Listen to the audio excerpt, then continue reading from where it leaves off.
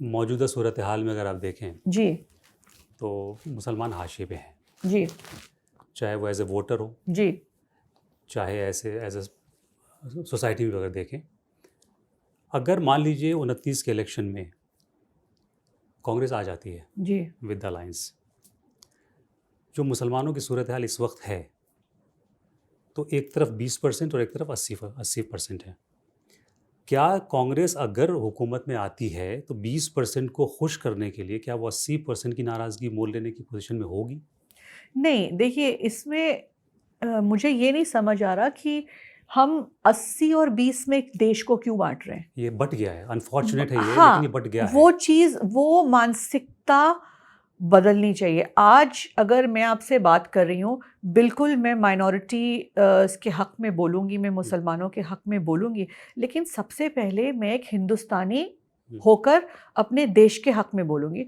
और चाहे आप कांग्रेस पार्टी की बात करें, देखिए कांग्रेस पार्टी हमेशा सबको साथ में लेकर चलती है, बट कहीं ना कहीं मैंने बहुत बार पिछले 1 साल में बोला है कि मुझे लगता है कि ये बीजेपी के नैरेटिव में फंस कर, अभी आपने जो सवाल पूछा कि 80% लोगों को नाराज़ कर सकती है, कहीं ना कहीं कांग्रेस पार्टी का एक मुसलमान हमेशा भरोसा करते आए हैं कांग्रेस पार्टी पे, शुरू से, आज़ादी के वक्त से लेकर अब तक। अच्छा, जो रह गए वो हिंदुस्तानी है, वो रह गए, वो पाकिस्तान नहीं गए। आज उन 20% में आप उनको बोल रहे हैं कि पाकिस्तान जाओ, ये गलत है। इसके लिए भी कांग्रेस पार्टी को डट के खड़े रहना चाहिए। इसका ये मतलब नहीं कि वो 80% को नाराज़ कर रहे हैं, लेकिन कहीं ना कहीं बीजेपी के नैरेटिव में फंस कर मुझे लगता है कि कांग्रेस पार्टी अब माइनॉरिटीज़ और मुस्लिम्स को भी इग्नोर कर रही है, क्योंकि कहीं ना कहीं उनके ऊपर एक एंटी हिंदू टैग ना लग जाए। प्रोमो लाइन दे रही है। हाँ बिल्कुल, आप प्रोमो लाइन की तरह इस्तेमाल कर सकते हैं, बट मैं चाहती हूँ कि कांग्रेस पार्टी इस नैरेटिव में ना फंसे,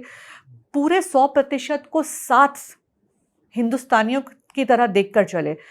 एक तो ये वोट बैंक पॉलिटिक्स मुझे समझ नहीं आता है बिल्कुल भी लगा है vote bank politics, caste based politics मुझे समझ नहीं आता है। आप किसी एक अच्छे इंसान को जो आपके लिए कुछ कर सकता है, सिर्फ उतना देखकर क्यों नहीं वोट कर सकते? Why are we living in the past? तो कांग्रेस पार्टीज को भी मैं यही कहूँगी कि आप ये 80-20 के नैरेटिव में ना फंसे, ठीक है? आप इस बात से ना डरें कि आपके ऊपर प्रो माइनॉरिटी टैग लग जाएगा, या फिर जैसे मोदी जी बोलते हैं मुस्लिम लीग पार्टी, मुस्लिम पार्टी, इस चीज़ में ना फंसें। आपके ऊपर अगर मुसलमान भरोसा करता है, वो मुसलमान जो हिंदुस्तान का मुसलमान है, जो पहले हिंदुस्तानी है, आप उनके हक में भी बोलिए, उनके साथ जो गलत हो रहा है आज खड़े रहिए, उनसे मुंह मत फेरना। मैं ये कहना चाहूँगी, आज हम भी अगर बोलते हैं, दिख रहा है कि हर जगह मुसलमानों के खिलाफ और औरतों के खिलाफ जो अत्याचार हो रहा है, इसके ऊपर ना सरकार कुछ बोलती है, और मुझे लगता है कि विपक्ष भी कहीं ना कहीं बीजेपी के नैरेटिव में फंस के चुप रहती है। आपने पास्ट की बात की, मुसलमानों की बात की, अब खुद आप हिस्ट्री की स्टूडेंट भी रही हैं, मिडिवल हिस्ट्री। जिस तरह से मुगलों की हिस्ट्री को राइट ऑफ किया गया पिछले चंद सालों में, हमने तो अकबर ग्रेट पढ़ा था बचपन से जी। कुछ ऐसे सुल्तान रहे हैं, शहनशाह रहे हैं, जो बहुत नेगेटिव कैरेक्टर हमने बचपन से सुना था जी। अब क्या हुआ है कि पूरे उस पीरियड को हम राइट ऑफ करने की कोशिश कर रहे हैं। क्यों? मैं वही पूछ रहा हूँ कि अगर ये सारी चीज़ें होती हैं कि हिस्ट्री के 200-300 साल के पूरे पीरियड को आप राइट ऑफ करने की कोशिश कर रहे हैं, इन सब मुद्दों पे कांग्रेस खामोश क्यों रहती है? पहली बात तो ये कि व्हाट इज़ द ऑब्सेशन? आज हमारे पास मुद्दे कम है क्या? आज देश की स्थिति जो है, दिक्कत ये जो हम 80 और 20 की बात कर रहे हैं, अगर आप सिलेबस में आप मुगलों को हटा दें, आप हटा दीजिए ना, पर आज का जो उनकी नेगेटिव स्टोरीज को आप पब्लिसाइज करें अगर, तो कांग्रेस को बोलना चाहिए ना फिर उस पे। अग्रीड, बट मैं कांग्रेस को बोलना चाहिए, वो ठीक है, पर ये एक डिबेट का विषय क्यों होना चाहिए? पहली बात तो ये, जो पास्ट में हुआ ठीक है ना, उसको तो हम बदल नहीं सकते। आप चाहे आज जितना राइट ऑफ कर दें, जितना डिबेट कर लें, जितना नेगेटिव बोल रहे हैं, जो हुआ, जो नहीं हुआ, it is a part of our country's history. हमारे देश का इतिहास रहा है, उसको आप मिटा तो नहीं सकते, चाहे आप टेक्स्ट बुक से मिटा दें, पर आप ये इतिहास मिटा नहीं सकते। आज उसको डिबेट करके आपकी और मेरी जिंदगी में, या फिर किसी, अगर हम 80-20 की बात करें, हिंदू या मुसलमान की जिंदगी में क्या फर्क पड़ रहा है?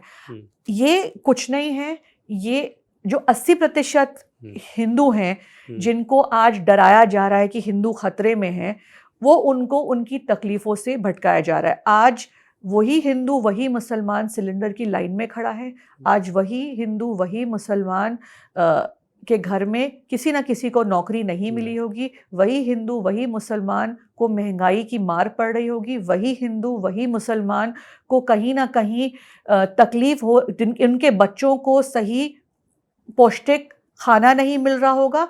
ये तकलीफें सबको हैं, लेकिन आप चाहते हैं कि लोगों को इन तकलीफों से दूर करके वो जो व्हाट्सएप यूनिवर्सिटी पे शाहजहां पे ले जाएं, औरंगजेब पे ले जाएं। आज आप औरंगजेब की कब्र को खोद के फिर पूछूंगी आपकी मेरी जिंदगी में क्या फर्क पड़ने वाला है? क्या फर्क पड़ेगा? आज जो तकलीफें हम लोग सब झेल रहे हैं, वंदे मातरम को डिबेट करने से क्या फर्क पड़ेगा? औरंगजेब को और डिमोनाइज करके क्या फर्क पड़ेगा? या फिर इतिहास को बदल के, इतिहास बदल तो आप सकते नहीं है, राइट ऑफ कर दें, ठीक है ना? तोड़ दीजिए ना आप। अभी मैं आ रही थी यहाँ पे आपके स्टूडियो पे, मैंने हुमायूंस टूम देखा, इतना खूबसूरत लग रहा था दूर से। तोड़ दीजिए, ताजमहल तोड़ दीजिए, मिटा दीजिए। क्यों? और दूसरा की जिंदगी में कोई फर्क नहीं पड़ेगा। नहीं, पर दूसरा एक और चीज पूछेंगे। आज ताजमहल है, हिंदुस्तान इंडिया की प्राइड है, हाँ, one of the wonders of the world.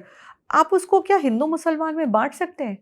ये हिंदुस्तान को बिलोंग करता है, इंडिया को बिलोंग करता है। आप उसको कैसे कह सकते हैं कि उसको आप का क्या मुस्लिम उसमें वो करेंगे, कैटेगराइज करेंगे?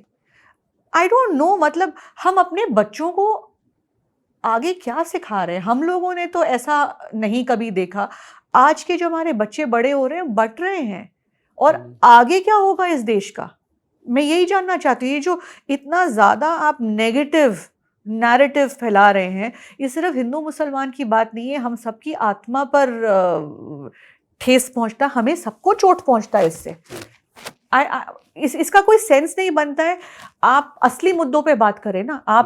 आप बताइए कि आप आम आदमी के लिए क्या कर रहे हैं। परसों मैं किसी के साथ बैठी थी, 4 साल की बच्ची, अभी 10 दिन पहले, पेंटर है उसके फादर, 4 साल की बच्ची का रेप हुआ। वो आदमी अपनी बच्ची को जिस हाल में लेकर पुलिस थाने गया, एफआईआर नहीं फाइल हुई। उसके बाद वो 3 अस्पताल भागा, बच्ची मर गई 3 घंटे में। अब आप ये बताइए, इस सिस्टम के बारे में कौन बात करेगा? उस पुलिस वाले पर कौन कार्रवाई करेगा? उन 3 अस्पतालों पे कौन कार्रवाई करेगा? इस पे क्या पार्लियामेंट चर्चा करती है? आपके पास 24 घंटे हैं वंदे मातरम पे डिबेट करने के लिए, लेकिन एक आम आदमी की बच्ची, और आज भी वो आदमी 10 दिन बाद एफआईआर करने की कोशिश कर रहा है। पुलिस ने एफआईआर करी पर रेप नहीं लिखा उसके अंदर। क्यों नहीं लिखा?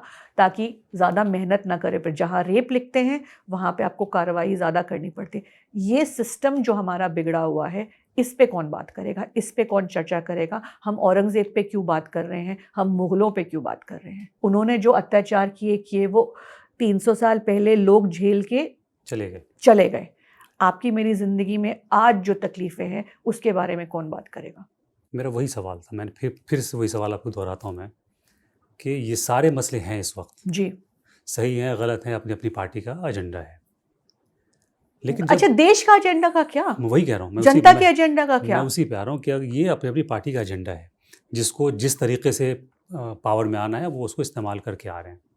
लेकिन अगर वही कह रहा हूँ कि अगर आने वाले दिनों में कांग्रेस आएगी तो इतनी जो सोसाइटी बट गई है, नफ़रत इतनी ज़्यादा है सोसाइटी में, हिंदू मुस्लिम बहुत ज़्यादा है, कास्टिज़म बहुत ज़्यादा है, मतलब हम इतने तबके में बटे हुए हैं कि we can not even imagine. कैसे कांग्रेस इन सब चीज़ों को कैसे इन सब से पार पाएगी? क्या ब्लूप्रिंट है? मुझे तो बहुत अंधेरा दिखता है, टू बी वेरी ऑनेस्ट। वो तो अब जो कांग्रेस पार्टी चला रहे हैं वही बताएंगे। हम सब की तरफ से हम ये कह सकते हैं, एक कांग्रेसी होने के नाते या फिर एक जिम्मेदार नागरिक होने के नाते, कि हम अपनी आवाज़ उठाते रहेंगे हर अत्याचार के खिलाफ, या फिर देश की बेहतरी के लिए। आम आदमी की सहूलियत के लिए जहाँ जहाँ हम अपनी आवाज़ उठा सकते हैं हम बिल्कुल उठाते रहेंगे। पर ब्लूप्रिंट की जो आपने बात करी, मैं उम्मीद रखती हूँ कि कोई ऐसा ब्लूप्रिंट लेकर आए जहाँ पे सिर्फ आप एकता और एकजुट वाला हिंदुस्तान के बारे में सोचें और आम जनता के बारे में सोचें। मैं यही उम्मीद रखती हूँ। और अगर मेरी बात पार्टी सुने तो मैं यही कहना चाहूँगी कि ऐसा ब्लूप्रिंट लेकर आइए जहाँ पे सिर्फ हिंदुस्तानियों का भला हो।